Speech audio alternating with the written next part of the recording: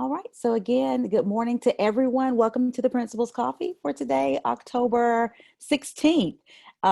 It's so funny. I was telling people I do the announcements the day before. And so when I'm doing them, I have to remember the next day's date.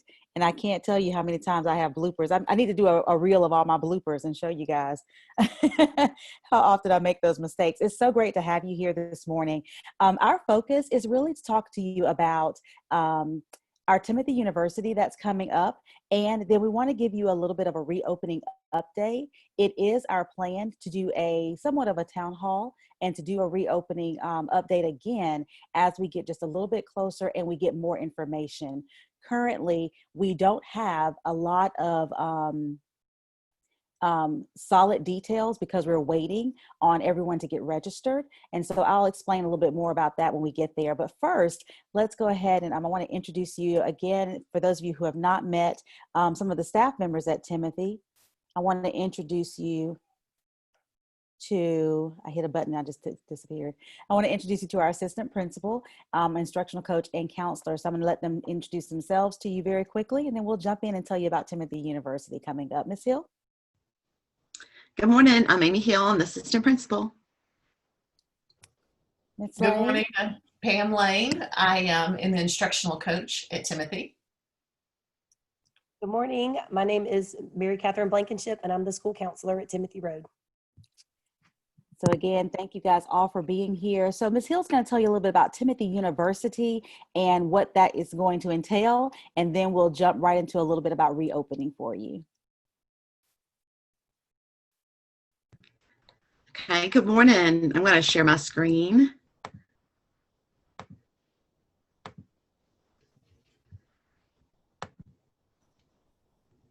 So we have something new we've decided to do, Timothy University. We have taken a lot of questions and common FAQs from parents about things that they might need. And so we thought this was a good idea to present Timothy University on Thursday, October 22nd. And the time, I did not put that in there, it's at 6 o'clock.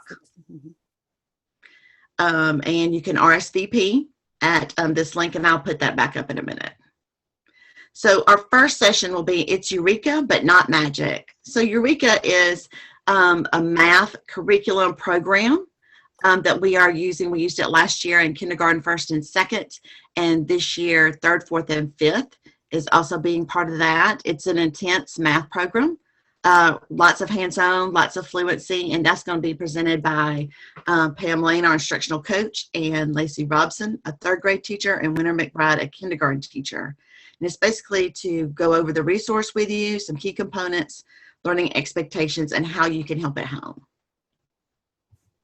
Our next session is Tech 101, and I know a lot of you are going to want to attend that. It is by Jennifer Rodriguez, our media specialist, and Rachel Carter, a second grade teacher. So this is just intro into the key tech tools being used at Timothy. That includes Zoom and Google Classroom, and parents can learn how to leverage their skills and assist students. Digging through data will be myself and Roy Crook, a fifth grade teacher. And in this session, parents will understand the purpose of the assessments and how they address student learning. And this includes interpreting the iReady scores. So just recently, as of yesterday, I think, those iReady diagnostic scores were mailed to parents. And I hope you get them either today or tomorrow. And then our last one is the building blocks of pre-K, and that will be presented by the pre-K Office of Early Learning, and it will be understanding the goals of pre-K, assessments they do, and how parents can follow through. And if you'd like to attend, here's the link. And I think Mary Catherine, our counselor, just sent that out in Instagram. So we sure like we put a lot of work into this, and we sure hope to have a really good turnout. The link is also in Class Dojo. They're able to click on that. That's a clickable link. The one in Instagram's not, but they can click on the one in Class Dojo. And also that link is case sensitive, so make sure you type it in all caps. Are there any questions about Timothy University and what to expect? Okay, well, we'll move on to the hot topic. Let's talk about reopening. So, as you know, we are planning to reopen on November 9th, which is coming up very soon. Currently, we're in a registration process and we're asking parents to register their students for continuing to remain virtual or to select face-to-face. And the purpose of this registration is so that we can plan effectively. We have to make sure that we're planning effectively for what's needed in terms of spacing for students and desks and things of that nature within the building, and to plan for instruction to continue virtually for those that will need virtual instruction. This is not just a case of parents making choices, but our staff is also having to take a look at choices as well. And so many people have questions about what that's going to look like. And honestly, we really, really, really need everyone to register. One of the key things that I need for you to remember is when you register for face-to-face or for virtual instruction, that if you're registering for virtual, then you will not have an opportunity to opt in to face-to-face because we will have already socially distanced the children and set up the classrooms and spacings and things of that nature. You will have to remain in virtual until the end of the quarter, which is January 15th. However, if you choose to register for face-to-face and then you change your mind, you can always opt out of face-to-face and go into the virtual instruction.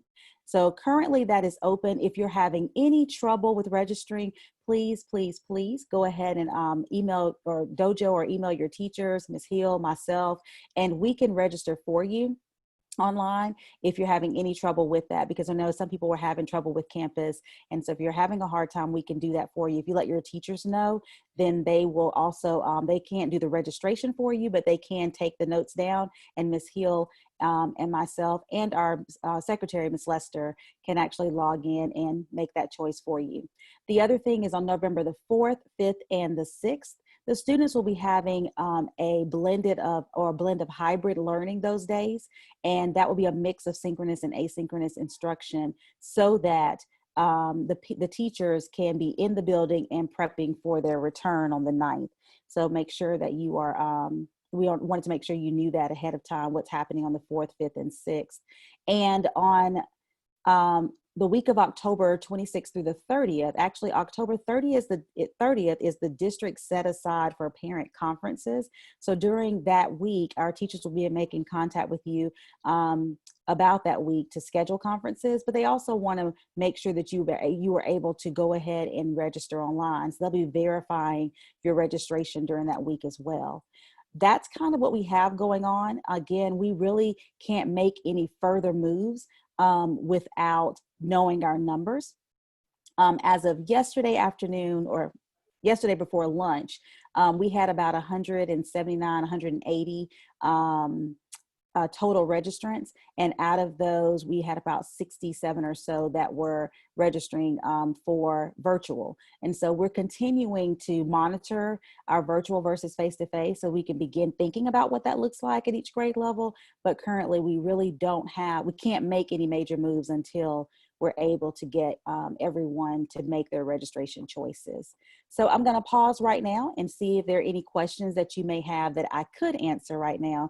Again, I am going to host a town hall to give you more details as we get closer. But if anyone has a question, you can unmute your mic and ask that question, or you can pose it in the chat. And we have people monitoring the chat that will share those questions as well.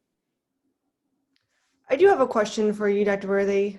Yes. Hi. I emailed my kids' teachers this question too, but what can we do as parents to help prepare, like buy supplies, gather materials? Like, are we going to be allowed in the building to help? I guess, what can we do prepare for the next couple of weeks to help you all with this transition?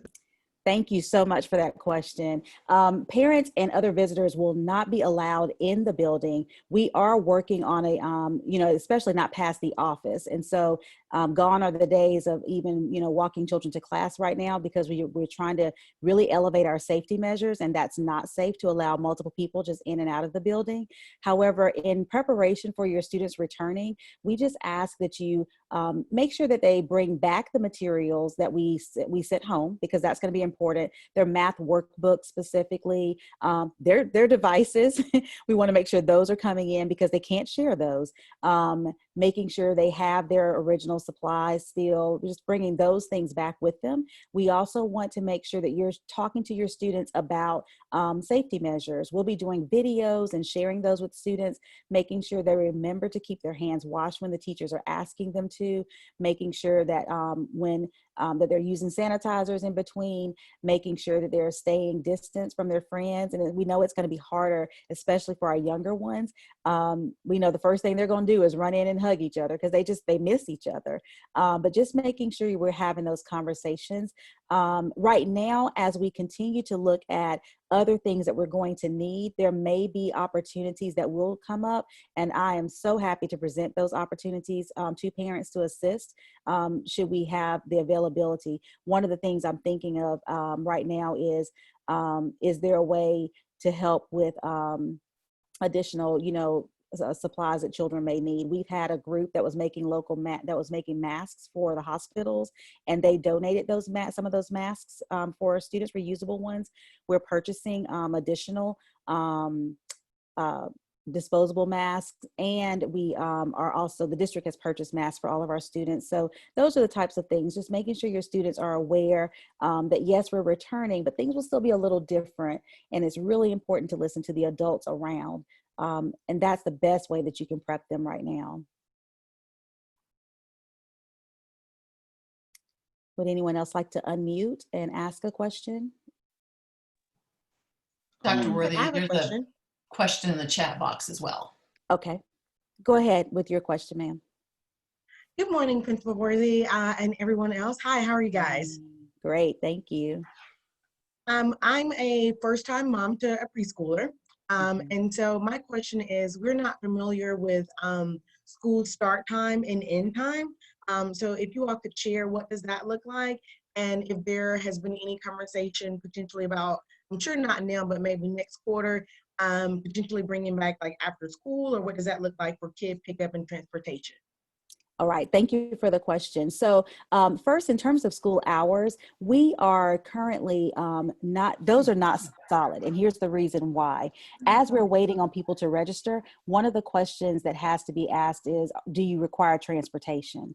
And so in order to ensure that our students are able to get to school on time, we are having to look across the district at how many trips a bus will need to make into a particular neighborhood to pick up students. So for example, if a bus typically picks up a large load of kids in a neighborhood, they won't be able to pick up that large load anymore. They'll have to split that load. So they may have to make multiple trips. And so right now, as we're looking at if people are requiring transportation, then that's going to determine our start times, because it's possible, not necessarily solid yet, but it's possible that we may have staggered times across various schools or quadrants of schools. So it just depends on how many people need bus transportation and how many students or how many times a bus will need to go into a neighborhood to get kids to school on time. Once we get more information from our numbers, and we're halfway there with Timothy, then once we get more information, we'll be able to submit that information. It's okay, here's where we are. What are we looking at for a start time? And we'll be able to choose that. In terms of ASP, that's something that we're monitoring, just like we're monitoring the numbers of COVID cases, because it really depends on what the numbers look like and if we're able to gather kids together like that. Right now, our limits are going to be 50 or less, which is about 2 classes that will be allowed to go out on the playground at any given time. And so in ASP at Timothy, we have a large ASP program, and we're really proud of it, but it will be impossible to keep those numbers down and keep those kids separated spacing wise. So we'll have to revisit it to see, but I know the district will be revisiting ASP for second semester. Mary Catherine or Ms. Lane in the chat? Yes, there are several questions in the chat. Okay. Is there any information at all that can be provided about what virtual might look like? Will there be separate classes for virtual and for in-person, or will the virtual students be in the same class and following along with their in-person classes? Even what the hope is for what this might look like? Okay, so in terms of virtual, it's really, again, it's kind of up in the air right now, just simply because we are unsure of how many total kids we'll need at each grade level. That's going to determine if, number one, we need to pull a virtual teacher, or number two, if we need to pull a virtual teacher, meaning does Timothy need to supply a virtual teacher? Do we have enough students that are virtual at a grade level where we don't have enough face-to-face to be able to say this teacher is going to teach virtually? Or does that mean we have to do a virtual teacher in a cohort? So for example, we're a neighboring school with Cleveland. And so it could be possible, again, not solid, but it could be possible that we may have to, if we have 5 kids here and they have 7 kids there, join a group of students. That's something that we're looking at. That's one model of instruction that could be provided. I will tell you, I am not pushing for my teachers to have to teach virtually and in person. That is not something that I am a fan of. I don't think it's beneficial for the students, and I don't think it's beneficial for the teachers. And the reason is because if there is even an equal split, it is very hard to manage the virtual students and the in-person students. Somebody's going to go lacking. And what we're not trying to do is to go backwards. We're trying to really go forwards right now. And if someone goes lacking in instruction, then they're going to go backwards. So I'm not a real big proponent of them doing both unless there's a small number of students in the classroom. So if, let's say, there are 2 or 3 in a classroom and the teacher thinks they can manage those children and the ones in person, then we'll roll with it. We're okay with that. But if the numbers are even 6 or more, that's way too many kids. As you guys have seen already, it's really hard to manage instruction online in people's homes and try to manage the kids that are going to be in person as well. So that's not something that we're going to push, but we do have to wait and see how many people we have at each grade level. All right, another question in the chat. Let's see. You answered this one Oh, already. I see one. I see one. Okay, go ahead. The outside instructional platforms. Are there outside instructional platforms being considered, or will it continue to be the same TRES teacher-led format? And so we will continue with what we're presenting right now. Currently, we are not looking at outside instructional platforms, but it will still be our teachers providing the instruction. Okay. All right. What do you have on your next one? You answered this one. Do we know the timings for in-person school, which we addressed? Okay. We don't really know yet. What safety measures will be used in the classrooms? How will lunch work? Have you considered something like a circus tent for eating outdoors? What procedures will be followed in classrooms with positive COVID cases? Okay. All right, so I can answer a couple of those right now, and then a couple of those I do want to, I'm going to try to answer, but we may have to hold off on getting more information. In terms of lunch, again, we are not going to gather students in large spaces, and we're not going to gather them in such a way that puts them at risk. And so we would like to provide our pre-K and kindergartners an opportunity to have lunch in the classroom, just because it's a little bit easier than trying to have them carry trays daily to their classrooms. If you've ever seen that, it's just kind of disastrous. So it's not the best thing to do. So that's not something we really want to do. The same goes for our adaptive classroom. We want to provide a space for them. So currently lunch will be in classrooms. However, we are looking at working on a rotating schedule. That's something we have not solidified. That's something that Ms. Hill and I have talked about. Could we possibly provide a rotating schedule so that kids could come into the cafeteria on set days, again, at their assigned spaces with the same assigned classes? Again, we're not trying to cross-contaminate students and teachers and lots of different families. So we really want to make sure we're keeping cohort models of kids together so that in the event of a positive case, we can track efficiently and quarantine efficiently. It doesn't make sense if we have kids all over the building and they've infected the entire building and then the whole building has to shut down.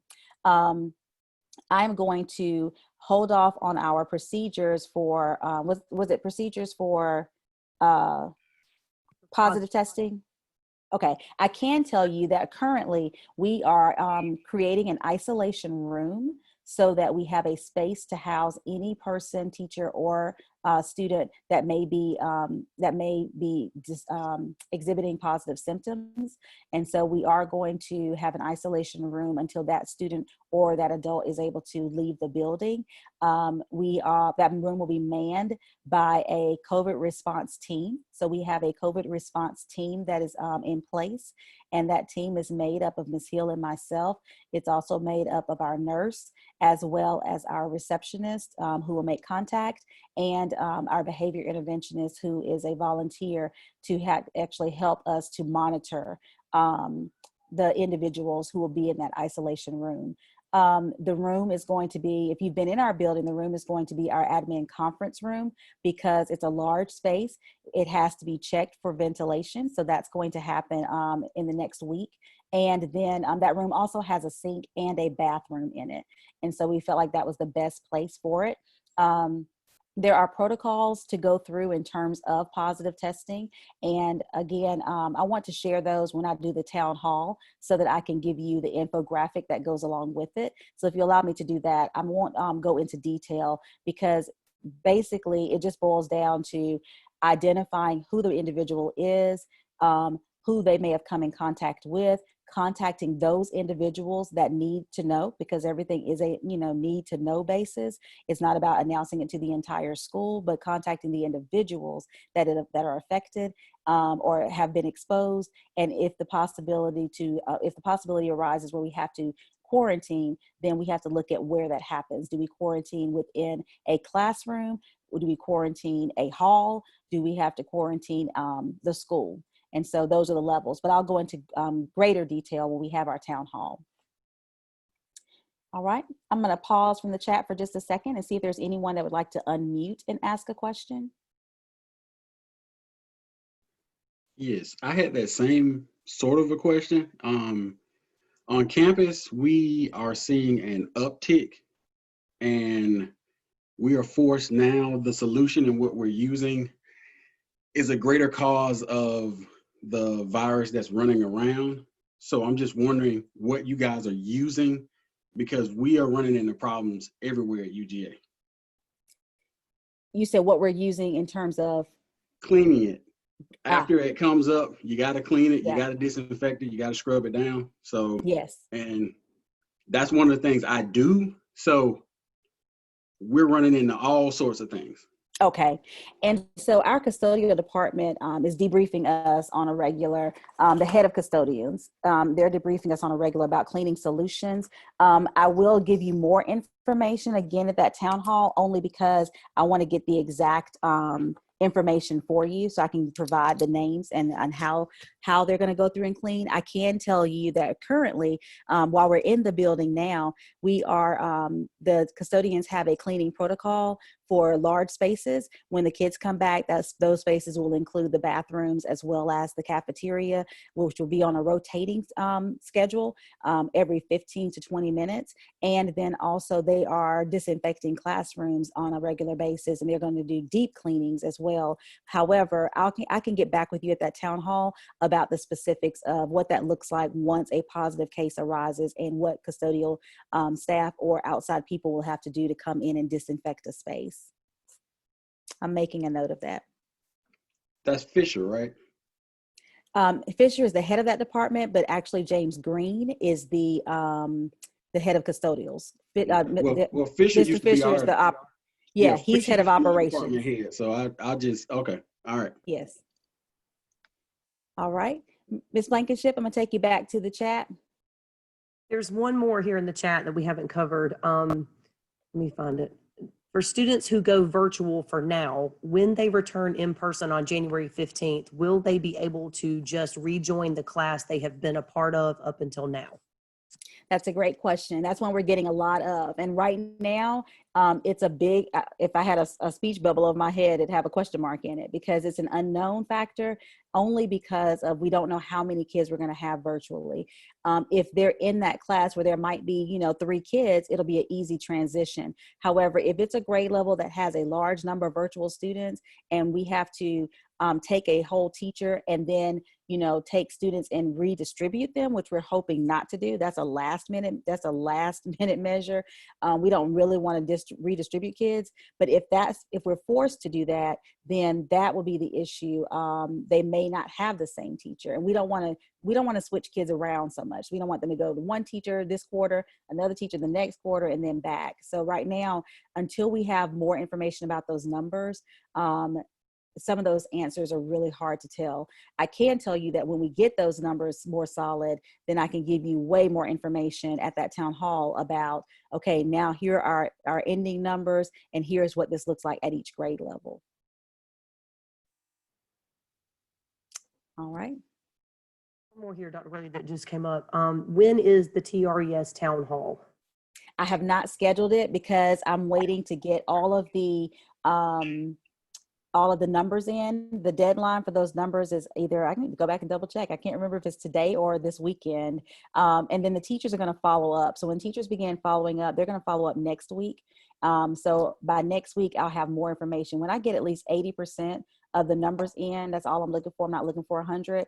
When we get 80%, then we'll schedule it. It's definitely going to be beforehand, but if we need to make shifts, we'll make those shifts. I'm going to try to schedule the town hall as quick as conference week. Okay. Are uniforms going to be required? No, we decided not to enforce uniforms at the beginning of the school year. And so we're going to stick with that decision, but that is just for this year only.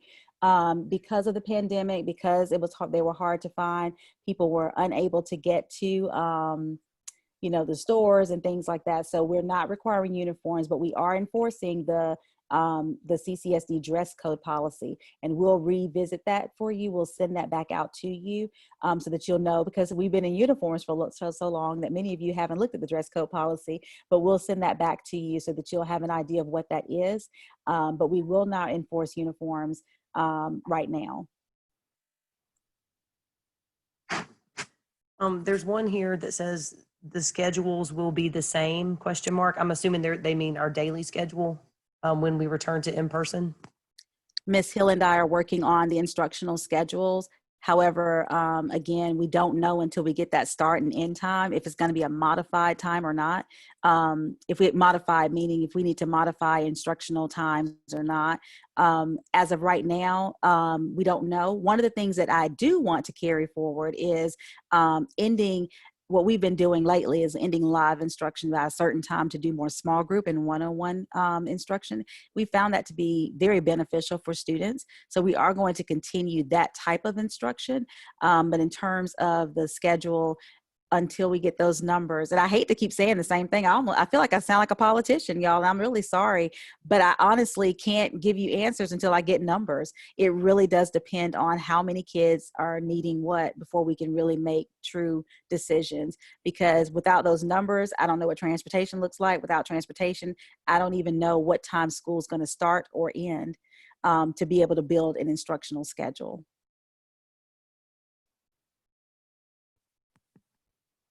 The one person asked, I know this is a long way off, but are we thinking the 5th grade trip is off?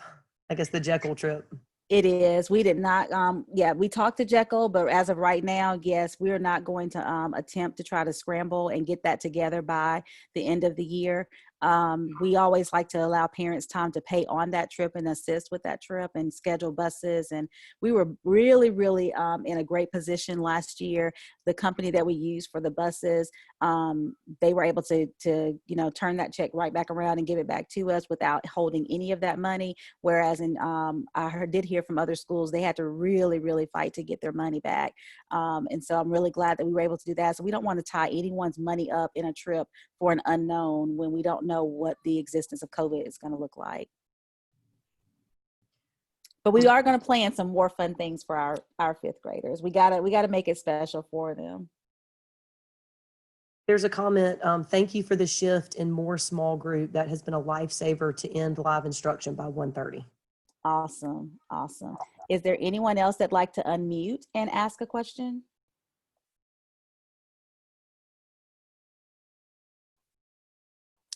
Well, you guys have been awesome. Oh, Miss Lewis, did you have a question? Let me see. Yeah, I had a quick question that I know for some of us going virtual, besides the what happens in the community infection wise and stuff, like the transparency. I might have missed this because I was helping with virtual over here, but I know like the communication of what's going on in the school, like number wise and cases and stuff, will play a part in us making decisions going into January for those of us that are going to remain virtual for now. So I was wondering if there's a plan for weekly updates. I know for HEPA rules, not like, so-and-so has, but like just like numbers wise, if there's a plan for that type of communication. That's a great question. I'm going to write that down because we have not been given any instruction. I say principals have not been given any instruction in terms of how to provide that information at the school level. I did hear at my last district level meeting that they are going to reconvene, or not reconvene, they're going to start doing those weekly updates again from the district level about where we are. But in terms of the number of cases, let me go ahead and ask that question, and I'll be able to answer that at the town hall. I'm going to write that down in my notes because it's not that I want to keep it from you, but whatever we're doing, I want to make sure that everyone knows what that looks like and what information I am allowed to share. And I believe that transparency is very important. Okay, thank you. Mm-hmm.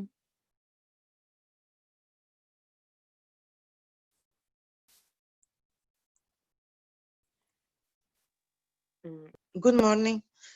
Good morning. I just want to share something. Well, I believe that we don't have to be so scared about the COVID-19.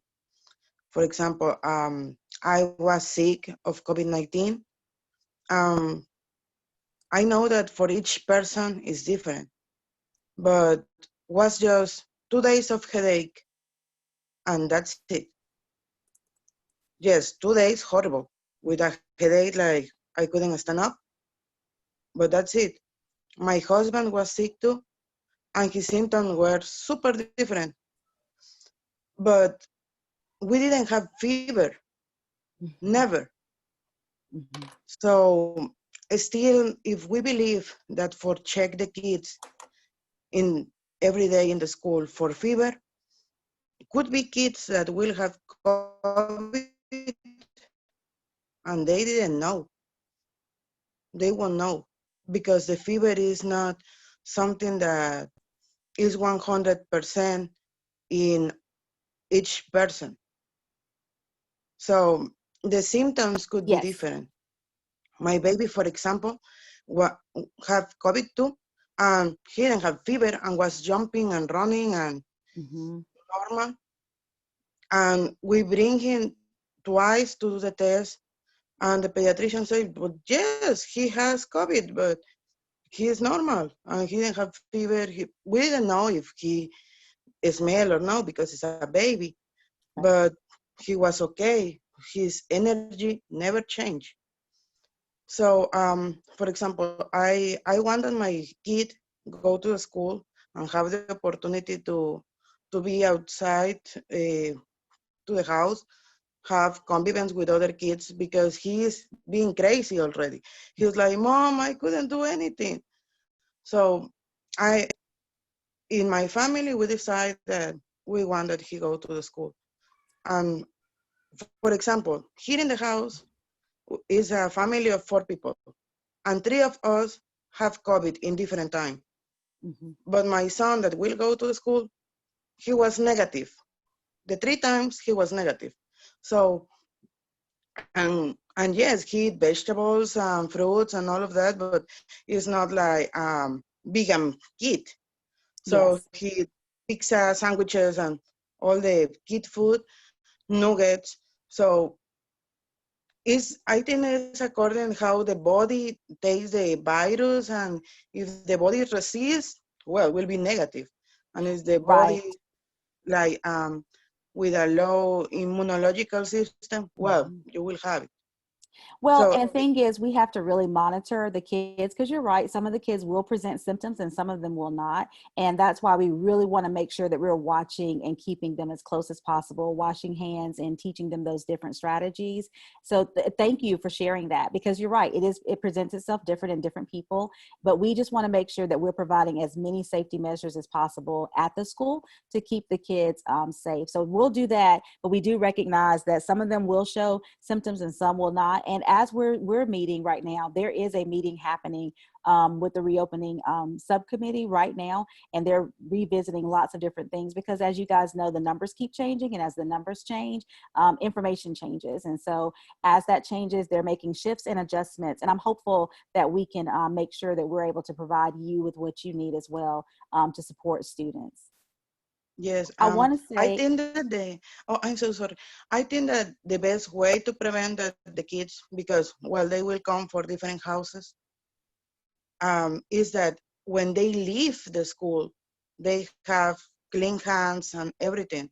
yes, and we'll make sure of that. Again, we're gonna limit their exposure as much as possible, but nothing is guaranteed. However, we're gonna do our best to make sure they're as safe as we can, and we'll make sure their hands are washed before they even get back into your car for sure. All right. I see. Oh, another question. What efforts will be made regarding masks? Ms. Haig, are you asking if masks are going to be required or? Yes, if they're going to be required, and then, I mean, I can imagine that that's a tricky issue to get kids to walk down the hall in a line, much less like keep masks on. So, and I saw a question earlier in the chat that someone was asking about, concerned about lunch and people not having masks. So, I mean, I know it's not something that it's possible to have masks on kids 100% of the time. But I'm just wondering, um, what that's going to look like. Yeah, so we are requiring masks. We are going to, and we recognize it's going to be very difficult for many students. Our little ones, we have students with asthma or other breathing issues. We're going to set up regular breaks for students so that they can actually have mask breaks to breathe at different times, staggered throughout the classroom, but then also getting them outside as much as possible as the weather permits. The one thing that we know about the kids, and I can say this, just based on what we've done in the past, when they come into the building and we're teaching them something, peer pressure is very interesting. So you guys know that what they won't do for us as parents, they will definitely do for their friends. And to see their friends walk around in their masks, I really feel confident that our children will do a great job of wearing their masks. I also am, I'm not crazy. I recognize that they are going to, the novelty is going to wear off. And so when we come back, we'll have a good 2 weeks before Thanksgiving. And I think that newness within 2 weeks is going to help us. It's going to help us really set the stage for this is the expectation. And then when we come back from Thanksgiving, we'll have about 3 weeks before Christmas break, and the same thing. We'll have that novelty just for that honeymoon period that we need. But we are going to require masks. And again, they do have to come down in order for students to eat. And we do recognize that that's going to be the hard part. If parents want to provide something in addition to their masks, then you are welcome to do so. For example, like if you want to provide a shield on in addition to the mask, then that is okay. But we are working with the school nurse as well as our head of nurses to talk through, students with asthma and things of that nature. And I'm working with parents on a case-by-case basis of what that looks like to allow breathing and to give them something that will help them a little bit more, because we have lots of different options out there to help students with the mask. But we're going to try to enforce that as best we can. But right now, the district is requiring those for your student safety, for our teachers' safety, and also for the safety of your families. Because remember, when they come, they're going to be in a classroom with other students and from other families. And so we want to make sure that we keep them as safe as possible so they're not bringing things back home either. All right. You guys have been amazing. Thank you so very much. I'm really looking forward to the town hall. Again, I just need you to register. Remember that you can change your mind. If you do face-to-face, you can opt out into virtual, but you just can't opt in. So once we get more numbers, we're able to really solidify instruction. We'll be able to solidify our hours and give you more information, and answer lots of those questions that are still lingering. Every day we're scratching our heads going, okay, now what? Because we got to get ready. And the custodians are ready. They're cleaning, they're disinfecting, they're defogging. We have foggers. They're disinfecting classrooms. So everything is really, they're doing a great job. The teachers are excited, and we're just really excited to see some kiddos because we miss them. And we so appreciate your help, but I know you guys are tired of being teachers yourselves. So we appreciate your help in helping us get through this first quarter. It has not been easy, but we do appreciate all that you've done. And we're looking forward to you being a part of Timothy University and learning more, because again, we want to make sure that you're equipped and our students are equipped, because in the event of a quarantine, or in the event something happens and we do have to shut down, we want them to have everything they need in order to get back online. So thanks for coming. You all have a wonderful weekend. Oh, and don't forget Boosterthon. Make sure you register your students. You don't have to give anything, just share it, because it is working. So thank you so much. You guys have a wonderful, wonderful weekend.